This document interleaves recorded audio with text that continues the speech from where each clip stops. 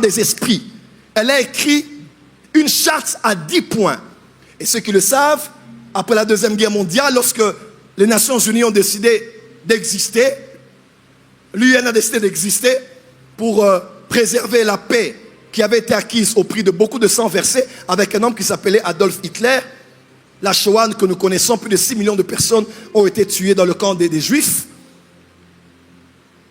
Les Nations Unies, pour ceux qui ne savent pas, ont adopté la plupart des choses que cette femme avait dites dans ses livres.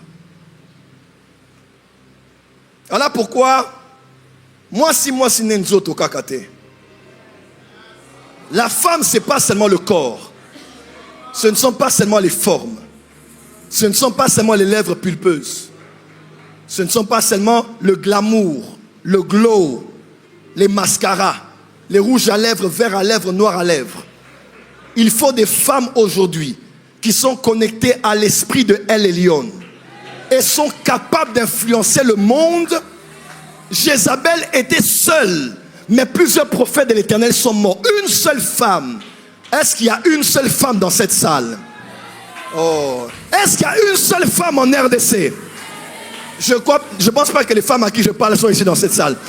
Est-ce qu'il y a une seule femme dans cette salle?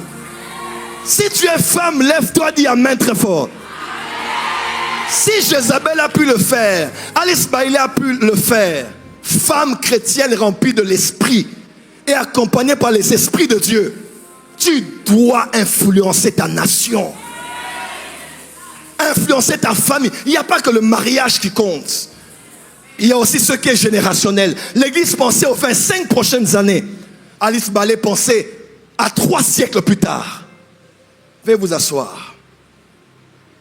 Pasteur Dani, est-ce que le corps du Christ a une vision à long terme?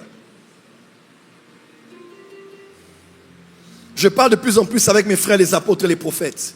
On ne doit pas se réjouir de se dire Alléluia, Amen. Nous sommes une génération, une autre viendra après. Il faut penser à ce à quoi on veut que l'Église ressemble dans les 30 prochaines années. Dieu m'a fait la grâce d'être père de la plupart des prophètes aujourd'hui. Pas tous, mais la plupart des prophètes qui émergent sont mes fils.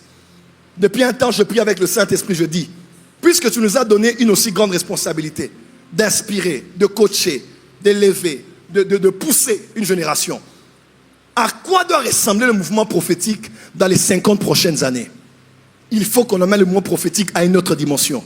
Et pour ce, il faut réfléchir. Il faut une haute sagesse pour établir des bases qui font que même après nous, ceux qui viendront, sachent